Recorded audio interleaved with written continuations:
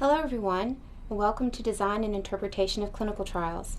My name is Lee Dry, and I'm here with Janet Holbrook, and we're faculty in the Department of Epidemiology at the Johns Hopkins Bloomberg School of Public Health.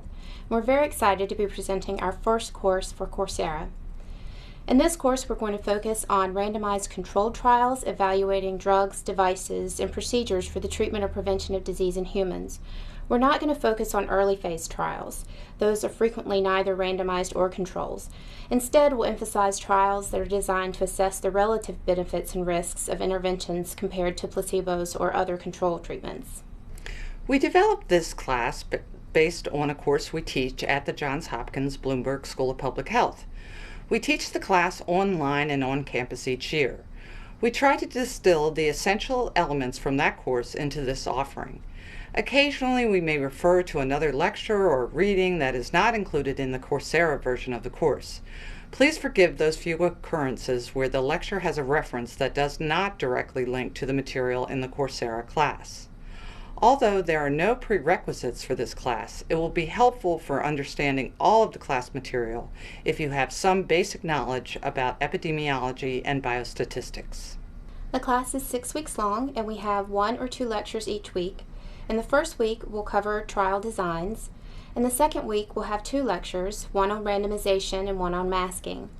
And in week 3, we'll cover both outcomes and analysis. In week 4, we have a short lecture on ethics, but we have several required readings. And in week 5, we'll talk about reporting the results from clinical trials.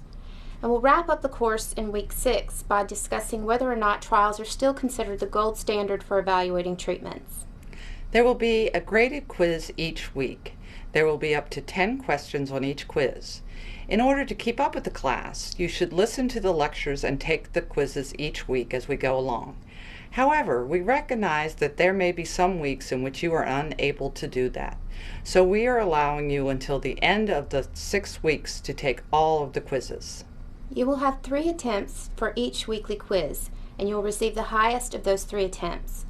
There is a bank of quiz questions, so you won't get exactly the same quiz every time you take it.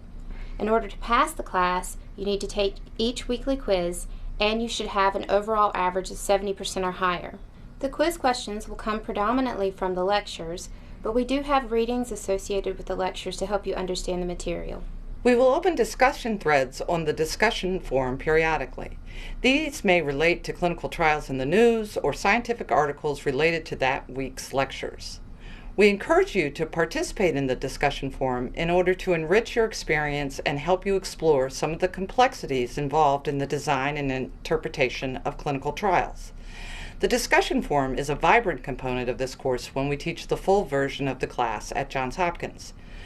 However, participation in the discussion forum is not required and will not be included in the overall student evaluation. Successful completion of the class will be based solely on your quizzes. By the end of the class, you should have a basic understanding of the fundamental principles of the design and interpretation of randomized clinical trials.